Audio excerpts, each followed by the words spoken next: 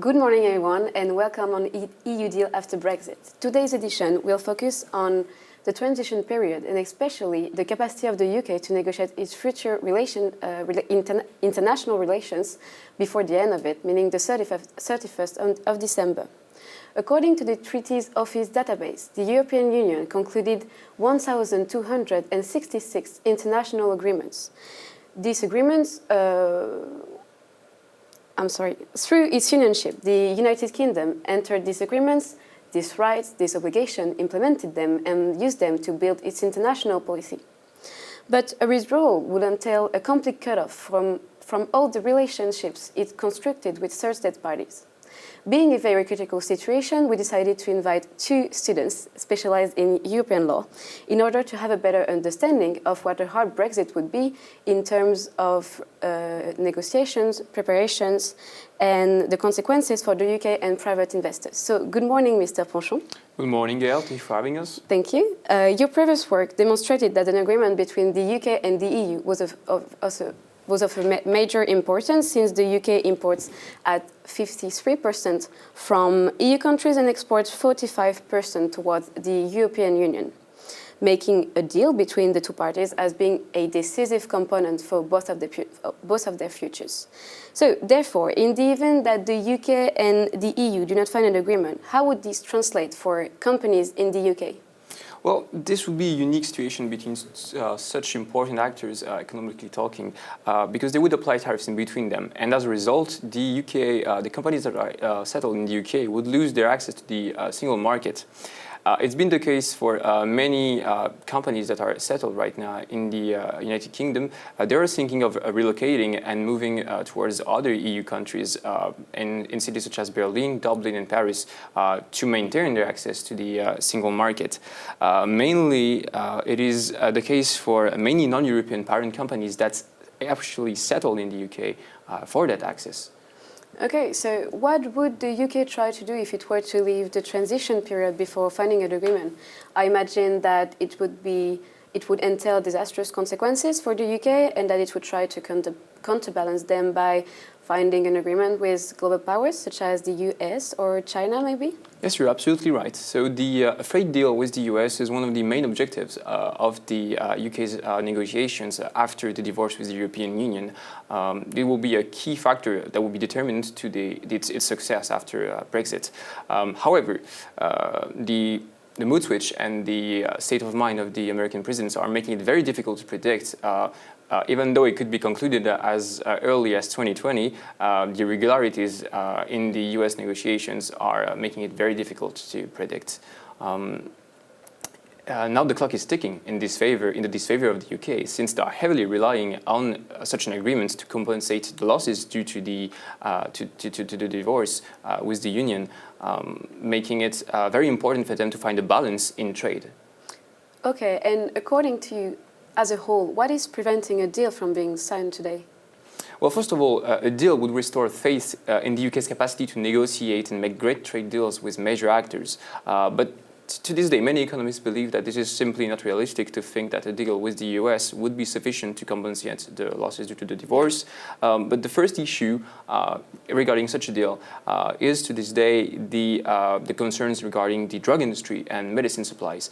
Because the US in their negotiations are making it very clear they want more concessions from the UK and they want free access to the drug market in the UK, which would put a very great risk for the NHS, which is already in a bad state right now because they're paying more than £20 billion a year for medicines.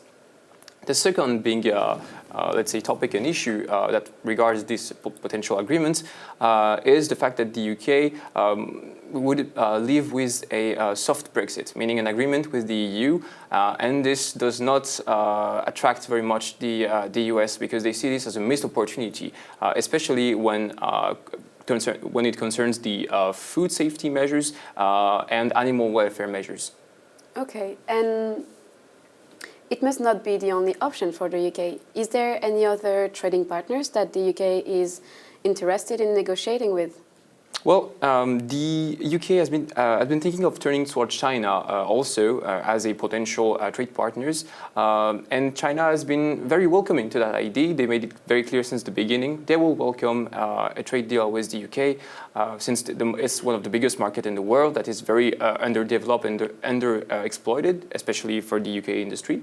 But there is another factors that comes into play, being the US implication, since they would not really appreciate to see the British involved too quickly in a future trade deal with an economic foe to the US economy, being China here. So in the end, it will be Washington's position and influence that will be decisive in London's future behavior. Well, it is a very complicated situation we have here. In fact, it is, yes. Yeah, politically, economically, and legally speaking. However, this might appear to our spectators as being an international issue of no concern to them. I think that what they are most interested in is what is going to happen to normal citizens, and especially the most exposed of them, the investors. So, good morning, Mrs. Toutaoui. Good morning. My first question will therefore be, now that Brexit has happened, what should we expect in terms of protection for foreign investors in the EU? So, good morning. What is important to consider, first of all, is that foreign investment plays a significant role in the British economy and is estimated at around 1 trillion British pounds. This is why the UK may find it very advantageous not disregarding its investment arbitration policy.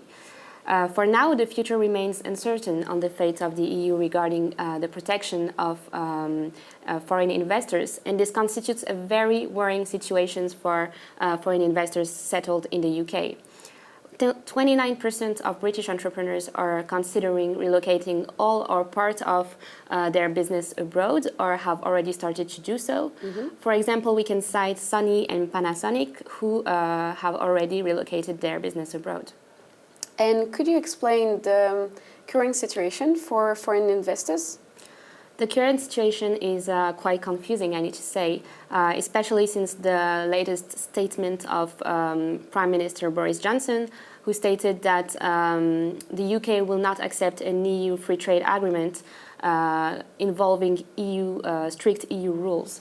However, the only way for the UK to provide security for foreign investors is through the conclusion of free trade agreements with major investing states, including the EU.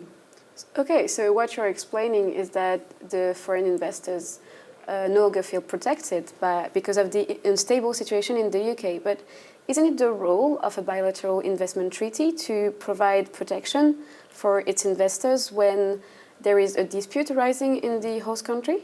Of course it is, and it can constitute a serious threat for the UK.